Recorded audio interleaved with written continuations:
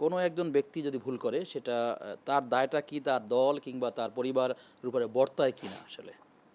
ব্যক্তি ভুল করেছে, সেই ভুলের দায়টা তার দলের প্রধান কিংবা তার পরিবারের প্রধানের উপরে কখন বর্তায় বা আদৌ বর্তায় কিনা? একজনের পাপের ভুল একজনের পাপের শাস্তি আরেকজন বহন করবে না, কিনা? সেটা তো শরীয়তের একটা মানদণ্ড রয়েছে, বলা তাজিরু ওয়াজরাতুম ওয়িজরা উখরা, একজন আরেকজনের বোঝা বহন করবে না। লাহা মা কাসাবাত ওয়া লাকুম মা কাসাবতুম, লানা আমালুন ওয়া লাকুম আমালুকুম, যার যেটা সে সেটাই করবে, ঠিক আছে এটা।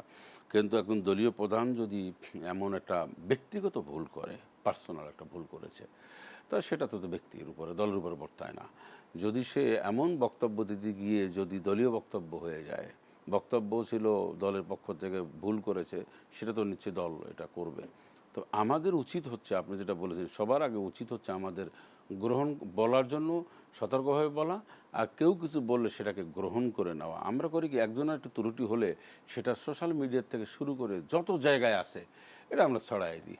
আপনার সাথে আমার সাথে একটা ব্যক্তিগতভাবে একটা সমস্যা হয়েছে, হতেই পারে, সেটা আমি সোশ্যাল মিডিয়া কেন সেটি রাখবো? ব্যক্তিগতভাবেই সমাধান করাটাই না, শ্রেয়। সোশ্যাল মিডিয়া আমি কেন বলবো? সোশ্যাল মিডিয়া বলার আমার রাইট আছে কিনা, আমার আইনগত দিক, আমার আইনগত দিকের অধিকার আমার আছে কিনা, ধর্ম আমাকে অধিকার দিয়েছে কিনা। আপনি খুব ভালো করে বলেন, আপনি তো একজন আলেম, বলেন। আমি আপনার সাথে আমার সাথে ব্যক্তিগত একটা সমস্যা হতে পারে, সেটি ব্যক্তি পর্যায়ে সমাধান করতে হবে। সমাধান করতে হবে, সেটা আমি সোশ্যাল মিডিয়া আমি কেন তো বলবো? এটা বলার উদ্দেশ্যটা কি আমি বললাম না কিছু।